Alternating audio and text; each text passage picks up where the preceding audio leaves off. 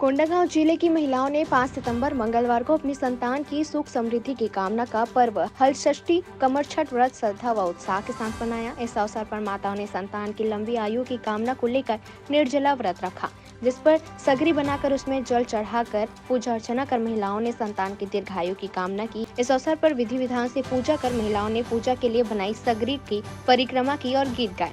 पूजा में पसहर चावल व 6 प्रकार की भाजी का भोग लगाया और प्रसाद को ग्रहण कर महिलाओं ने व्रत तोड़ा। आपको बता दें कि व्रती महिलाओं ने बताया कि कमर छठ पर्व पर संतान की लंबी आयु के लिए भगवान शिव व माता पार्वती की पूजा अर्चना की जाती है। कोंडागांव से रामकुमार भारद्वाज की रिपोर्ट।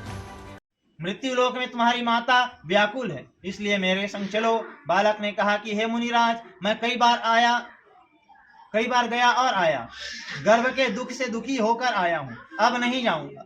मुनि ने बहु तेरा समझाया, पर बालक ने कहा कि हे मुनिराज, उससे कहो कि मुझे पाने के लिए हलषष्ठी का व्रत करे और पूजा के अंत में मेरे पीठ को पोता से मारे। इस पुण्य से मैं दीर्घायु हो जाऊंगा। अकस्मात मुनि का ध्यान भंग हुआ। सामने बैठी हुई वणिक पत्नी से उसने उनका संदेश सुनाया। वह वन से लौटकर घर आई।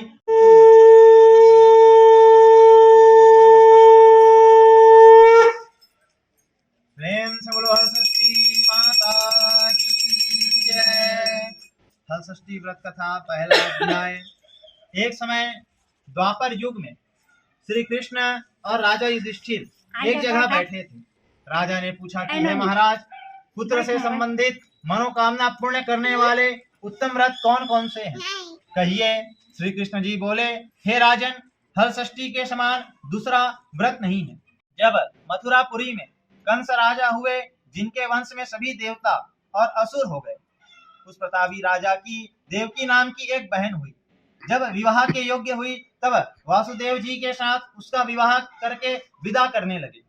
उसी समय आकाशवाणी हुई कि हे कंस, जिसको तू प्रेम से पहुंचाने आया है, इसके गर्भ के बालक से तेरी मृत्यु हो जाएगी। तुझियो हर साई, जय देवी जय देवी जय देवी हलषष्ठी माई। कहीं नारद मुनि पावे, धन धन संपत्ति न्यारी, भ्रणत व्यास तव आरती नित मंगलकारी।